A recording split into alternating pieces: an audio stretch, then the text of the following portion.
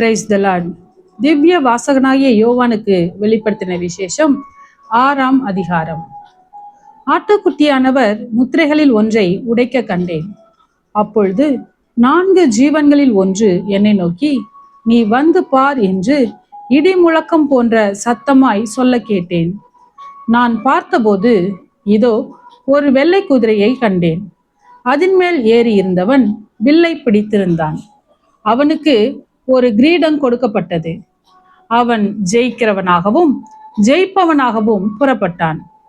அவர் 2ஆம் முத்திரையை உடைத்தபோது 2ஆம் ஜீவனானது, நீ வந்து பார் என்று சொல்ல கேட்டேன். அப்பொழுது சிவப்பான வேறொரு குதிரை புறப்பட்டது. அதன் மேல் ஏறி இருந்தவனுக்கு பூமியில் உள்ளவர்கள் ஒருவரையொருவர் கொலை செய்யத்தக்கதாக சமாதானத்தை பூமியில் இருந்து எடுத்து போடும்படியான அதிகாரம் கொடுக்கப்பட்டது. ஒரு பெரிய பட்டயமும் அவனுக்கு கொடுக்கப்பட்டது. அவர் 3ஆம் முத்திரையை உடைத்தபோது 3ஆம் ஜீவனானது, நீ வந்து பார் என்று சொல்ல கேட்டேன். நான் பார்த்தபோது இதோ ஒரு கருப்பு குதிரையை கண்டேன். அதன் மேல் ஏறி இருந்தவன் ஒரு தராசை தன் கையிலே பிடித்திருந்தான்.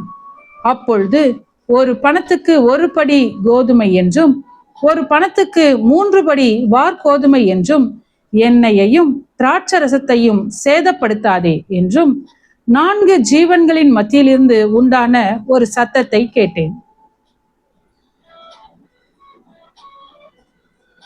அவர் 4ஆம் முத்திரையை உடைத்தபோது 4ஆம் ஜீவனானது, நீ வந்து பார் என்று சொல்லும் சத்தத்தை கேட்டேன்.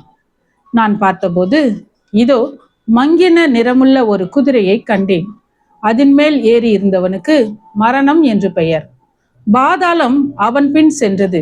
பட்டயத்தினாலும் பஞ்சத்தினாலும் சாவினாலும் பூமியின் துஷ்ட மிருகங்களினாலும் பூமியின் கார்பங்கில் உள்ளவர்களை கொலை செய்யும்படியான அதிகாரம் அவைகளுக்கு கொடுக்கப்பட்டது.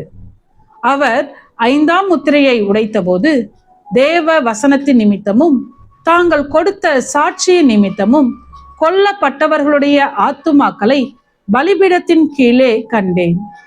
அவர்கள், பரிசுத்தமும் சத்தியமும் உள்ள ஆண்டவரே, தேவரீர் பூமியின் மேல் குடியிருக்கிறவர்களிடத்தில் எங்கள் இரத்தத்தை குறித்து எதுவரைக்கும் நியாய தீர்ப்பு செய்யாமலும் பழிவாங்காமலும் இருப்பீர் என்று மகா சத்தமிட்டு கூப்பிட்டார்கள். அப்பொழுது அவர்கள் ஒவ்வொருவருக்கும் வெள்ளை அங்கிகள் கொடுக்கப்பட்டது.